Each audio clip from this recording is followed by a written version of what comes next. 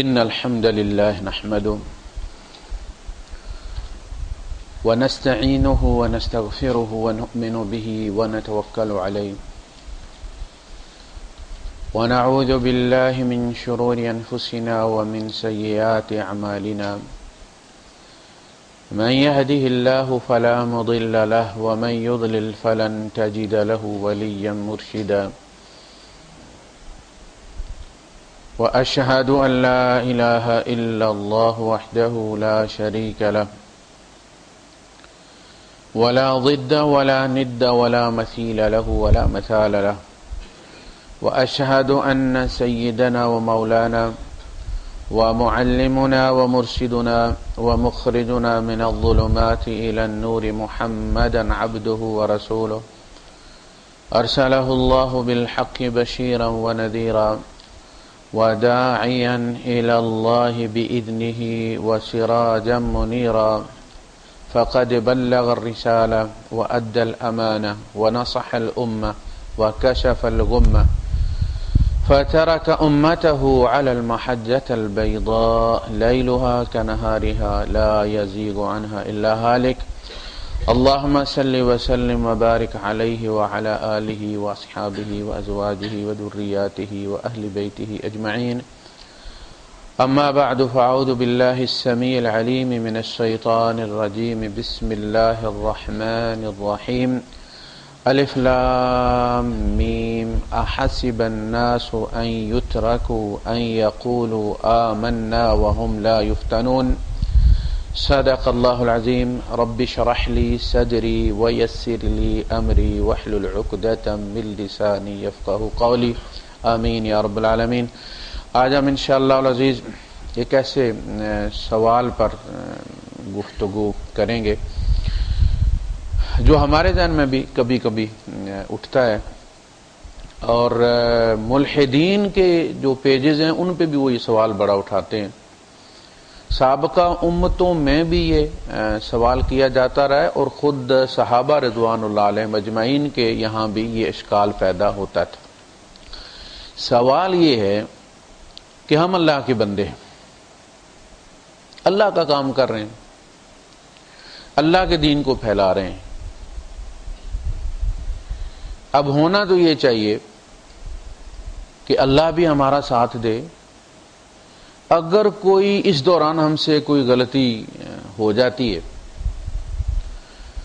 تو وہ قادر ہے کہ اس غلطی کے غلط نتائج نہ نکلنے دے۔ غزوہ احد میں تھوڑی سی غلطی ہو گئی نا، کہ تیر انداز جو یونٹ تھا انہوں نے اپنے امیر کی بات نہیں مانی، اور خود سے انہوں نے قیاس کر لیا کہ اللہ کے رسول صلی اللہ علیہ وسلم نے تو ہمیں شکست کی صورت میں یہ درہ خالی نہ چھوڑنے کا حکم دیا تھا، کہ اگر تم یہ دیکھو کہ درندے ہماری لاشیں نوچ رہے ہیں تو بھی تم نے یہ درہ خالی نہیں چھوڑنا، یہاں سے نہیں ہٹنا۔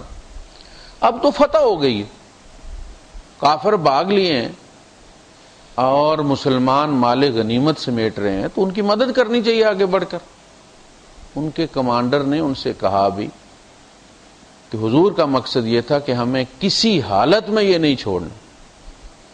آپس میں اختلاف ہو گیا، اکثریت چھوڑ گئی درہ۔ خالد ابن ولید جو جرنیل تھے انہوں نے موقع دیکھا، وار کر دیا، اور وہ جو مسلمان فتح یاب تھے کوئی بندہ ان کا شہید نہیں ہوا تھا، ان کے 70 آدمی اس میں شہید ہو گئے۔ چھوٹی سی آبادی میں 70 آدمیوں کا شہید ہو جانا بڑی بات تھی۔ اس پہ پھر ظاہر سوال پیدا ہو کہ ہم اللہ کی جنگ لڑ رہے تھے، اگر ہم سے غلطی ہو گئی تھی تو اللہ پاک اس غلطی کا نتیجہ یہ نہ نکلنے دیتا، کافروں کو نہ غالب آنے دیتا۔ جب اللہ ہمارے ساتھ کھڑا تھا، اللہ کا رسول ہمارے ساتھ کھڑا تھا، تو چھوٹی سی غلطی کی اتنی بڑی سزا کیسے ہوئی؟ منافقوں نے بھی اس پر سوال اٹھایا کہ بھائی وہ جو تم بدر پہ شادیانے بجا رہے تھے کہ اللہ ہمارے ساتھ اور اس لیے ہمیں ہوئے، تو اب اللہ ادھر کافروں کے ساتھ ہو گیا، اس لیے تمہارے 70 مارے گئے۔ یہ سوال ہے کہ اللہ پاک ساری جنگیں خود کیوں نہیں لڑتا؟ اللہ پاک کافروں کے ملکوں میں جو مسلمانوں کو ملینز کی تعداد میں مار رہے ہیں وہاں کوئی وبا کیوں نہیں پیدا کر دیتا؟ کوئی کیترینا ٹائپ کوئی سائیکلون کیوں نہیں بھیج دیتا؟ کوئی زلزلہ کیوں نہیں بپا کر دیتا کہ سونامی میں سب کو غرق کر دے؟ یہ سارے کام ہم نہیں کرنے، جبکہ اللہ جانتا ہے کہ کافر جو ہے وہ اس وقت کس پوزیشن میں ہے۔ اللہ کہاں ہے؟ ہم تو اللہ کی جنگ لڑ رہے ہیں، جس کی جنگ لڑ رہے ہیں وہ کہاں؟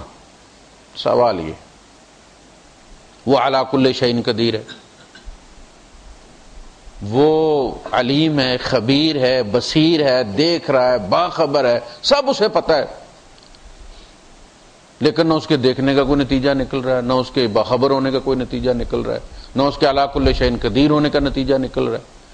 یہی سوال ہے نا جو بندے زیادہ سے زیادہ اسلام کے خلاف اٹھا سکتے، ایمان کے خلاف پیدا کر سکتے۔ یہ وساوس، ان کا جواب دیا قرآن حکیم۔ میں ہمیشہ یہ بات کہا کرتا ہوں کہ انسانیت اب کوئی ایسا اعتراض نہ سوچ سکتی ہے، نہ کوئی ایسا فتنہ پیدا کر سکتی ہے جس کا جواب اور علاج اس کتاب مبین میں موجود نہ ہو۔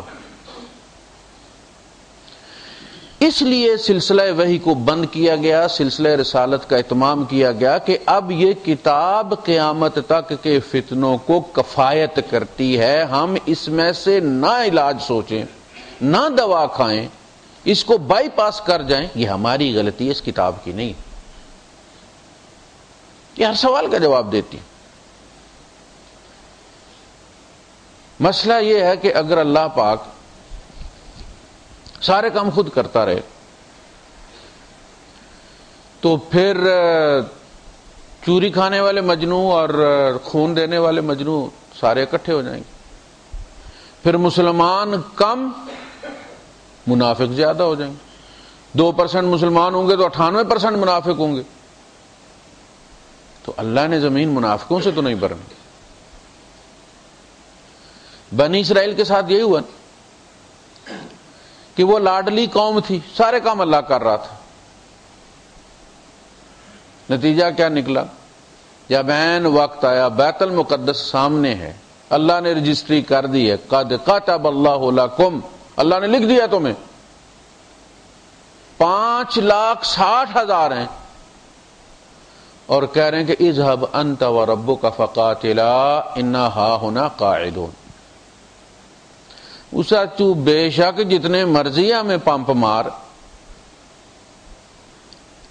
یا موسیٰ انا لن ندخلها ابدا، نیور، ہم کبھی نہیں جائیں گے، تو بے شک ہمیں کہ بڑے شہر ہو تم اللہ کی بڑی پیاری قوم ہو، تم نبیوں کی اولاد ہو، نہ اتنے ہم سادے نہیں، اتنے بولے نہیں ہیں، پہلے بھی سارے کام تمہارا اللہ تو تم کرتے رہے ہو، اب بھی ڈنڈا آپ کے پاس ہے، اذهب انت وربک، تم دونوں جاؤ، تمہارا رب بھی اور تم بھی، اور شہر فتح کرو، اور جب خالی ہو گیا فَيَخْرُجُوا مِنْهَا فَإِنَّا دَاخِلُونَ، وہ نکلیں گے تو ہم داخل ہوں گے، انہیں مار کے نکالنے والے ہم نہیں ہیں۔ یہ ہوتا ہے حال جب اللہ پاک سارے کام کرتا ہے، پھر یہ حال ہوتا ہے، اس کا پھر انجام انہیں دیکھنا پڑا۔ لہذا اللہ پاک یہ بتانا چاہتے ہیں کہ تِلْكَ الْأَيَّامُ نُدَاوِلُهَا بَيْنَ النَّاسِ، یہ جو اونچ نیچ ہے، فتح اور شکست ہے، اسے ہم پلٹتے بدلتے رہتے ہیں لوگوں کے درمیان۔ لِيَعْلَمَ اللَّهُ الَّذِينَ آمَنُوا، تاکہ اللہ اصلی اور خالص ایمان والوں کو پرکھتا رہے، تمہیں جتلاتا رہے، تم خود دیکھ لو انہیں ان کے عملوں کی بدولت۔ وَيَتَّخِذَ مِنْكُمْ شُهَدَاءَ، اور اللہ پاک تم میں سے وہ گواہ چنے جو قیامت کے دن یہ گواہی دیں کہ انہوں نے اللہ کی خاطر لڑ کر جان دی ہے، اس رستے میں خون لگتا ہے، حضور کے چچا کا لگا ہے، دینا لازم ہے۔ واللہ لا يحب الظالمین، ایسی بات نہیں ہے کہ پچھلے سال اللہ کو تم سے پیار تھا، اگلے سال کافروں سے ہو گیا، اللہ مشرکوں سے، یہاں ظالمین سے مراد مشرکوں سے پیار نہیں کرتا، اسے کبھی اچھے نہیں لگتے، لیکن یہ امتحان ضروری ہے. وَلَيُمَحِّصَ اللَّهُ الَّذِينَ آمَنُوا وَيَمْحَقَ الْكَافِرِينَ. بحث و تمحیص آپ کہتے ہیں نا، بحث و تمحیص یہ اردو کا لفظ ہے، یہ ہے وَلَيُمَحِّصَ اللَّهُ الَّذِينَ. اللہ پاک تمحیص کرے، چھانٹی کرے ان لوگوں کی.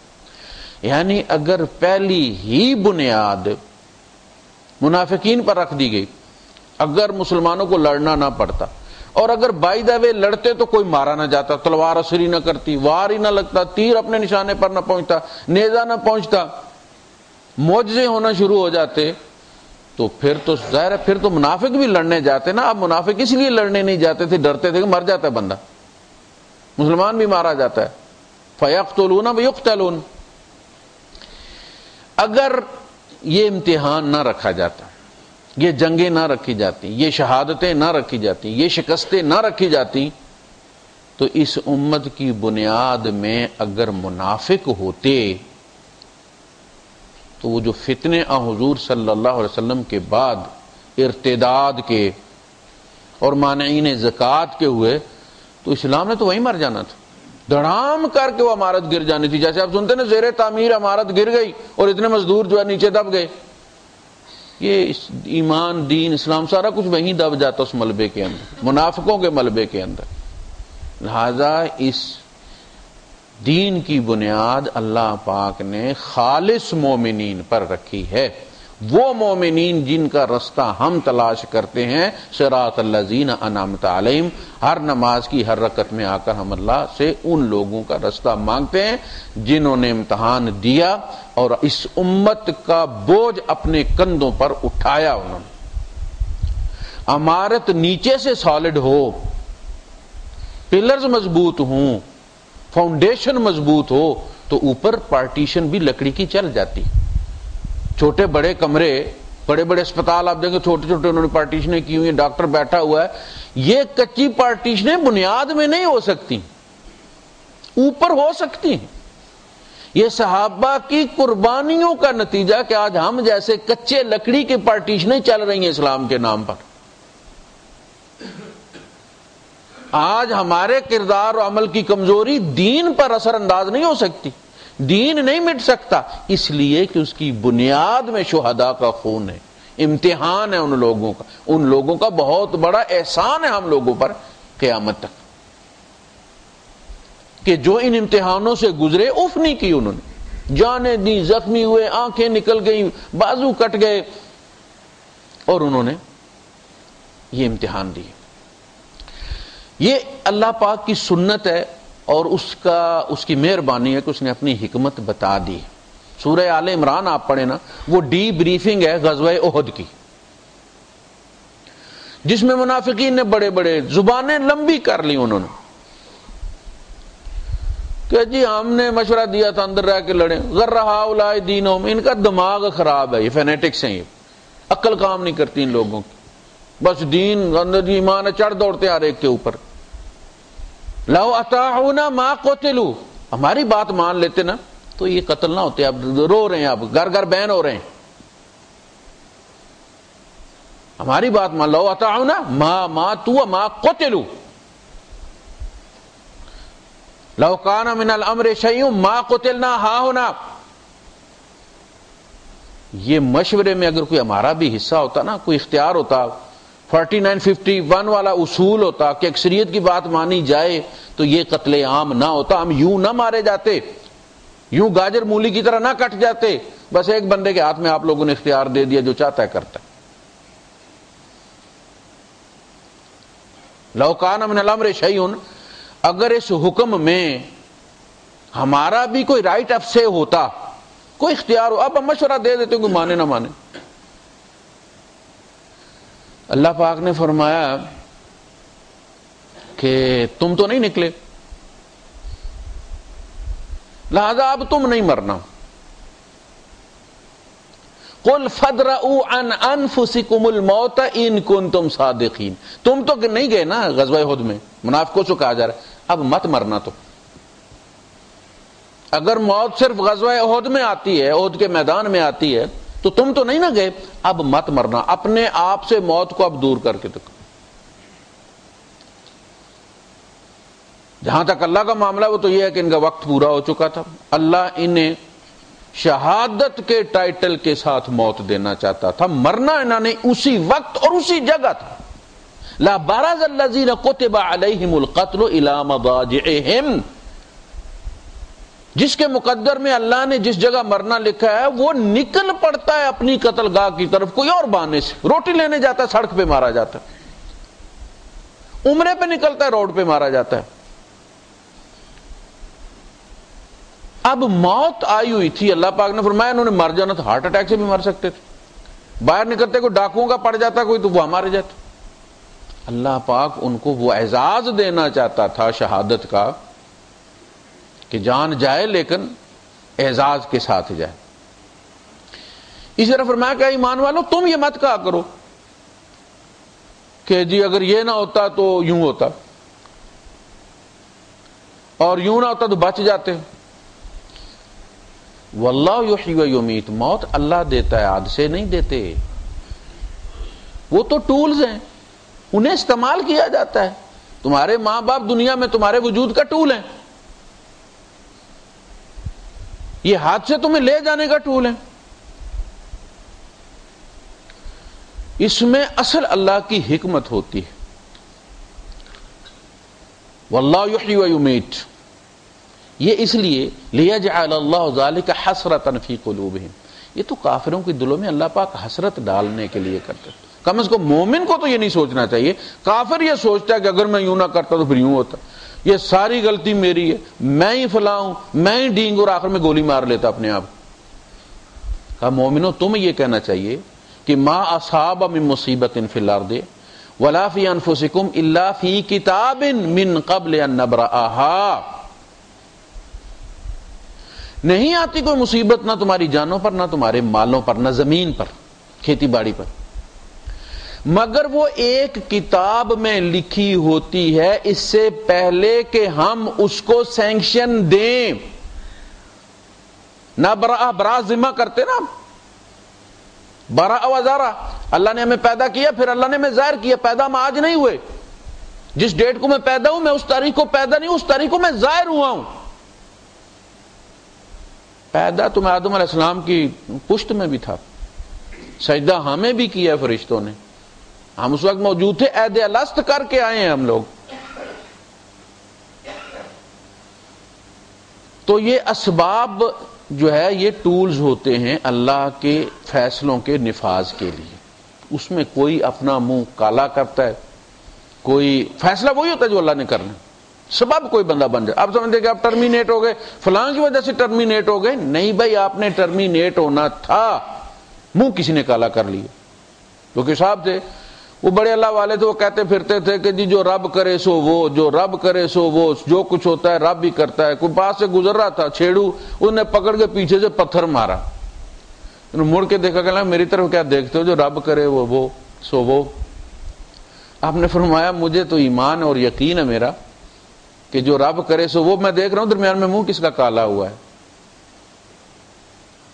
یہ حادثے اور یہ جو چیزیں ہوتی ہیں یہ اصل میں منہ کالا ہونے والی ہوتی ہیں، ورنہ اس فیصلے نے پھر بھی نافذ ہونا ہی تھا، ذریعہ کوئی اور ہوتا۔ آپ نے ٹرمینیٹ ہونا تھا، فالج ہو جاتا، پھر بھی ٹرمینیٹ ہونا تھا نا، بچت نہیں ہو گئی، اور صحت تو ہے نا، ایک جگہ گئی ہے دوسری جگہ کام کرنے کے قابل تو ہے نا۔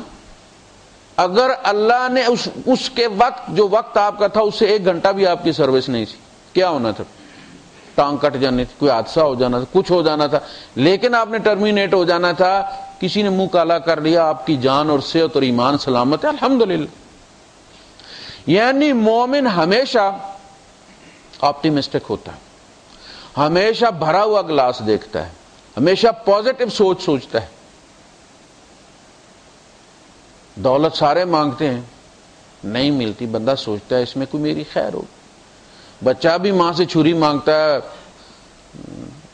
لائٹر مانگتا ہے، استری چاہتا ہے کہ وہ بھی کرے، تو ماں نہیں دیتی، تو پتہ ہے اس کے لیے نقصان دہ۔ بعض چیزیں ہمیں خود پتہ نہیں اپنی فطرت کے بارے میں، آج ہم یہ کہتے ہیں کہ جی اگر اللہ پاک ہمیں دے نا تو دنیا میں بھوکا کوئی نہ رہے، ہم اتنے دیالو ہوں، اتنے دیالو ہوں، اتنے سخی ہوں کہ بس بندہ ہاتھ سے منہ سے بولے اور ہم اس کے ہاتھ پہ رکھ دیں. لیکن یہ آپ کہہ رہے ہیں نا اس لیے کہ ابھی آپ کے ہاتھ میں آیا نہیں ہے. آپ کا وہ سافٹ ویئر اسی وقت ایکٹیویٹ ہوتا جب آپ کے ہاتھ پہ پیسہ آتا, پھر دیکھا جاتا کہ آپ دیتے کہ نہیں دیتے. ایک صاحب آئے, سورہ توبہ میں ان کا ذکر ہے, ان کا کہ اللہ کے رسول بس آپ دعا کریں اللہ پاک سے کہ اللہ میرے رزق میں برکت عطا فرما دے, میں بس بڑے کام کروں گا.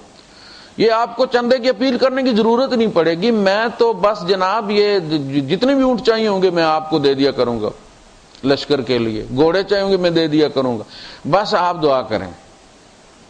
آپ نے ان سے کہا کہ جتنے پہ اللہ نے رکھا ہے اتنے پہ کافی ہے, تمہارے لیے بہتری یہ ہے کہ اللہ پہ چھوڑ دو تم اور اس بات میں مت پڑو.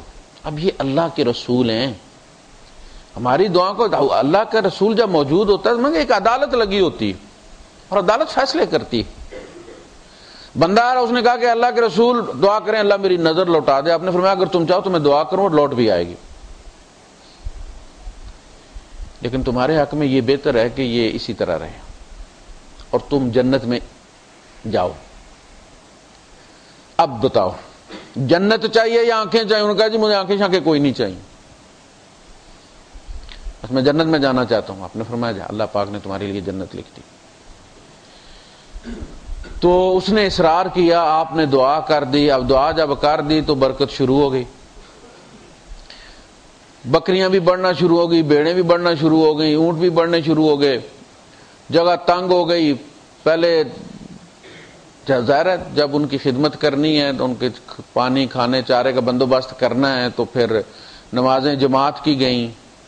پہلے 5 میں آتا تھا, پھر 4 3 2, پھر جماعت میں آنا چھوڑ دیا, لیٹ آتا اکیلا پڑتا, پھر وہ بھی چھوڑ دیا. پھر مدینے سے باہر منتقل ہو گیا, ہر چیز ٹڈی دل کی طرح اس کی بڑھنا شروع ہو گئی, اور اس نے صحرا میں جا کے بڑا ذریبہ بنا لیا اور وہاں سینکڑوں کی تعداد میں اونٹ بکریاں سارا کچھ سلسلہ ہو گیا.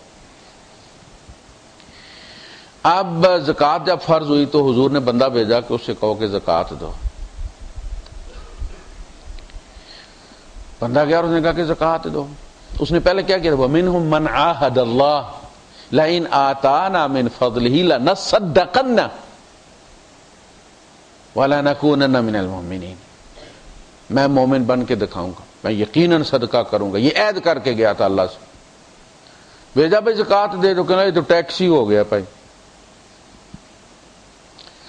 اللہ نے اس کے بارے میں آیتیں نازل کر دیں اور ان سے زکوٰۃ لینا اس سے منع کر دیا. قرآن حکیم میں آیتیں نازل ہو گئی. قُلْ أَنفِقُوا طَوْعًا أَوْ كَرْهًا لَن يُتَقَبَّلَ مِنكُمْ. اے نبی ان سے کہہ دو کہ اب تم طوعاً خرچ کرو یا کرہن خرچ کرو, اب اللہ تم سے قبول نہیں کرے گا. یعنی تم نے کیا سمجھا, اللہ کو بکاری سمجھا تم؟ آپ نے جب یہ کیا, آپ نے فرمایا وَيْحَكَ يَا ثَعْلَبَةَ, ثعلبہ تو برباد ہو گیا. رشتہ دار دوڑے, انہوں نے جا کے کہا تیرے بارے میں قرآن نازل ہو گئے. اب آیا بکریاں لے کے, آپ نے فرمایا لے جاؤ. ابو بکر صدیق رضی اللہ عنہ کے دور میں آیا, انہوں نے کہا جس کی نبی نے قبول نہیں کیا ہم کیسے قبول کر سکتے. یعنی اسلام سے نکال دینے والی بات ہوگی, نفاق میں ڈال دیا گیا. تو پھر عمر فاروق رضی اللہ عنہ نے قبول نہیں کیا, انہی کے دور میں یہ پھر مارا گیا. یہ تو گزارش یہ ہے کہ یہ امتحانات جو ہیں, یہ بندہ کہتا تو پہلے اسی طرح ہے کہ جب یہ ہوگا, بچہ جب شادی, بڑا بھائی شادی کرتا ہے اور پھر ماں باپ کو شکایت پیدا ہونا شروع ہو جاتی ہے. یہ ایک الرجی ٹائپ ہے, یہ ہو ہی جاتی ہے, جیسے پولن الرجی ہوتی ہے ایسے بو الرجی بھی ہوتی ہے. تو اس میں وہ ان کو شکایت یہ ہوتی ہے کہ یہ بیٹا جو ہے یہ ہم سے چھین کے لے گئی ہے. میں ظاہر ہے ایک بندہ آیا ہے, آپ نے ایک الگ صوبہ بنایا ہے, تو وہ اس کو ٹائم دے گا نا. پہلے 24 گھنٹے اماں کے ہوتے ہیں, اس میں سے کاٹ کے کچھ دے گا. اماں امتحان لینے کے لیے بیمار بھی ہوتی ہے, پٹی شٹی باندھ کے لیٹتی ہے کہ چیک کروں کہ ابھی میرے کنٹرول میں آئی یا پورا کنٹرول ادھر ہی شفٹ ہو گیا ہے. اب بچہ جو ہے وہ اگر لیٹ ہو گیا، نہیں گیا، اماں کو نہیں پوچھا، تو اماں جہاں رونا شروع ہو گئی کہ پہلے میرے سر کو درد ہوتا تھا تو میری چارپائی کے گرد طواف کرتا تھا، گھومتا تھا، اماں ڈاکٹر کے پاس لے جاؤں، اب فٹامو پیناڈول پکڑا کے پھر چلا گیا بیوی کے پاس۔ تو یہ سلسلہ جو ہے وہ ہوتا ہے جب چھوٹا بھائی جو اس کا ہوتا ہے وہ کہتا ہے اماں تو میرا ویاہ کر کے ویکھ، تیرے قدماں نہ لمیاں پا دیتی تے تو آنکھیں سے۔ ماں بھی کہتی ہے واقعی بڑا ہی خبیث نکلا ہے، یہ میرا پتر ہے۔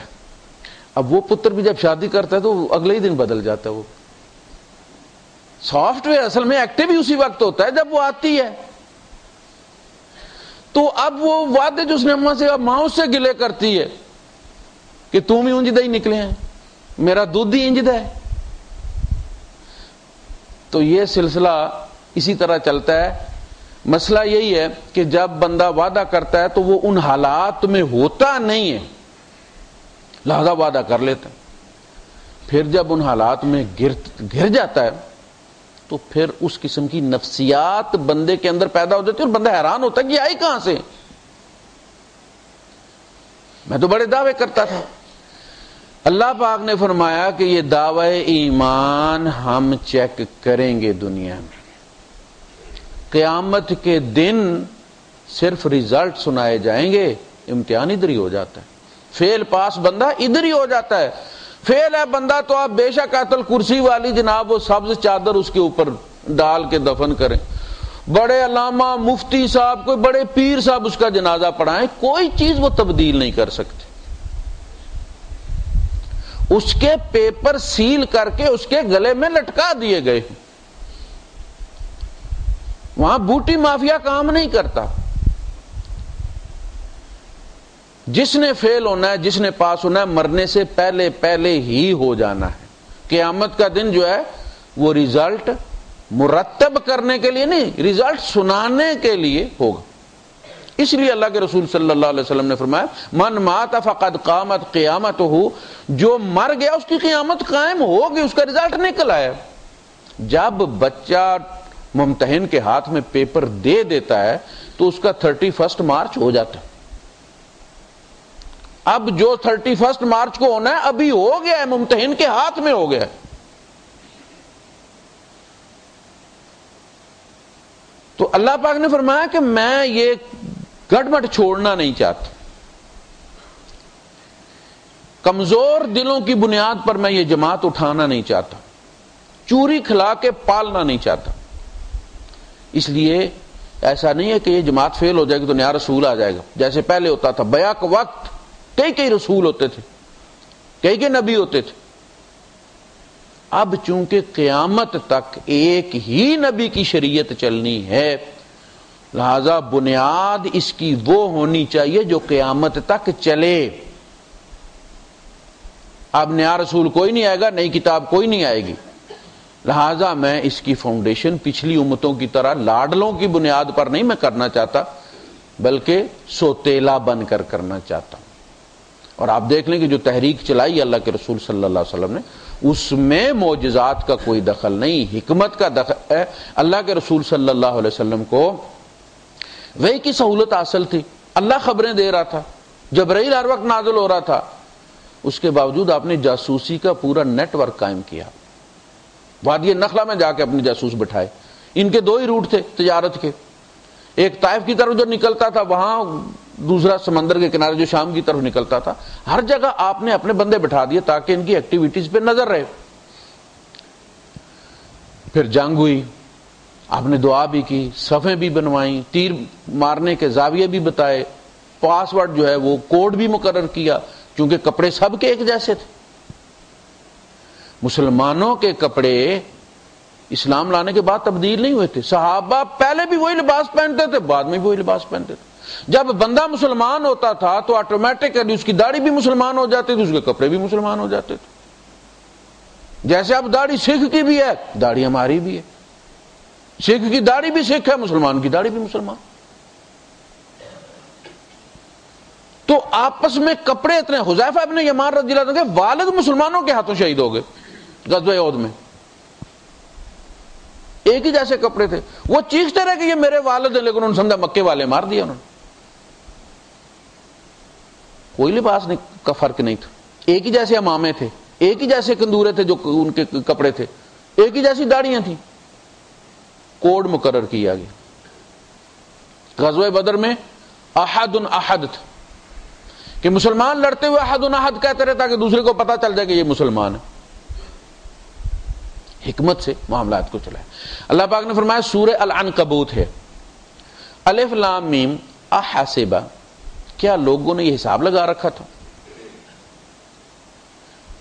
الناس ہو لوگ، احسب الناس ہو، کیا لوگوں نے حساب لگا رکھا تھا، یہ گمان کر رکھا تھا، یہ سمجھ رکھا تھا ان یترکو، کہ ان کو ترک کر دیا جائے گا، چھوڑ دیا جائے گا۔ یہ اردو ہے، قرآن حکیم میں بہت ساری اردو ہے، 60% اردو ہے۔ ان یقولو، کہ وہ یہ کہہ دیں اور ان کو چھوڑ دیا جائے، آمنا، ہم ایمان لے آئے، چلو اب موج کرو۔